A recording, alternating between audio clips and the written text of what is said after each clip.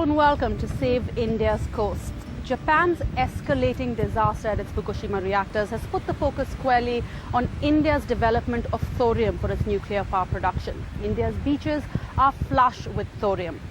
And as we've travelled down Tamil Nadu and Kerala's coastline, we've seen hectic rare mining activity underway 24/7. Some of it legally under the supervision of the government and a lot of it illegally. And the immense pressure to mine this extremely valuable source for nuclear fuel could have disastrous consequences for all of those who live and depend on India's coastline for their survival. Miles and miles of ocean, but not a drop of blue in sight. For miles on end, the waters off the Tamil Nadu coast are blood red. This is because local fishermen say that the 7 companies that mine for rare minerals in the sand dunes on the 80-kilometer long stretch between Tirunellvelli and Tuticorin all dump their wastes right here in the ocean. Rare mineral mining is rampant because in the glittering sands of Tamil Nadu and Kerala may lie the answer to India's nuclear needs, thorium. Now seen as an alternative to uranium for fueling nuclear reactors. To extract minerals like thorium, sand is first washed in large quantities of water to let the heavy mineral content settle.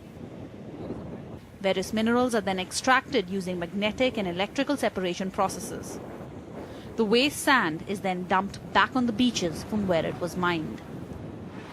Giant sea turtles have been coming to nest in the sand dunes of Tamil Nadu for centuries now. But local fishermen who see carcasses like this every day say many of them, because of the polluted waters, never make it back alive. 10 வருஷத்துக்கு முன்னாடி இந்த இடத்துல எல்லா மீனும் கிடைச்சது. இப்போ அந்த company வந்ததில இருந்து எங்களுக்கு மீன் எதுமே கிடைக்க மாட்டேங்குது. ரொம்ப லாங்ல போய் தான் நாங்க மீன் பிடிக்கும். Rare mineral mining involves the digging up of several layers of sand, causing soil erosion and desalination of wells.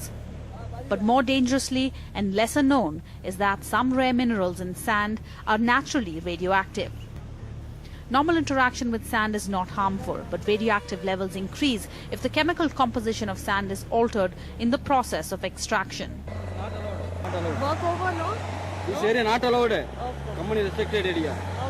Pancreatic cancer, lung cancers and the bone cancer, ये सब कॉमन कैंसर है जिसमें एक्सपोजर आप मोनाजाइट्स माइनिंग करते हैं या processing उसका करते हैं या उसका वेस्ट डंप अगर आप डिस्चार्ज करते हैं तो चांसेस है कि ये सब कैंसर डेवलप होने का ह्यूमन बॉडी में. In Tuticorin, 40-year-old Cynthia, who's suffering from cancer, can no longer drink the water in the town she grew up in. தண்ணிலாம் ரொம்ப விஷத்தன்மையாக இருக்கிறதுனால நீங்கள் அந்த தண்ணி குடிக்க வேண்டாம், மினரல் வாட்டர் வாங்கி குடிங்கன்னு சொன்னாங்க. Cynthia lives in a village a kilometer away from a thorium mining plant. 3 years before, we made a census. There we found this more than 150 people are suffering because of this cancer. More than 200 people are suffering because of kidney failure. And this is in this village? This village. The connection between the cancer rate in Cynthia's village and thorium mining is not crystal clear, but then no studies have been done on those who have fallen ill to disprove it. And as India hurtles towards becoming a self-sufficient nuclear power, the extraction of thorium from our beaches will only increase.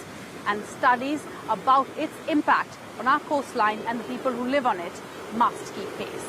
In Tuticorin, with Manu Nair, Sarah Jacob, NDTV. And of course, those people who live in the vicinity of thorium mining activity have no way of checking if they've been exposed to any radiation because only top hospitals in the country are given access to the machines and equipment that can do so by the Department of Atomic Energy. Of course, Cynthia, for example, takes a 4-hour-long public bus ride all the way to Thiruvananthapuram for her monthly checkups. Well, that's it on Save India's Coast. Sonia, it's back to you for the rest of the news. Thanks so much, Sarah. I mean, really shocking you look at that story in the context of what's happening in Japan. And we talk about the safety of our nuclear plants, but look at what's happening really on basic laws which are being violated there. Thanks so much for bringing us that report tonight. Thank you. NDTV's cricket app, Android and iPhone. Fastest scorecard, special analysis, and much more. Download free. ndtv.com/apps.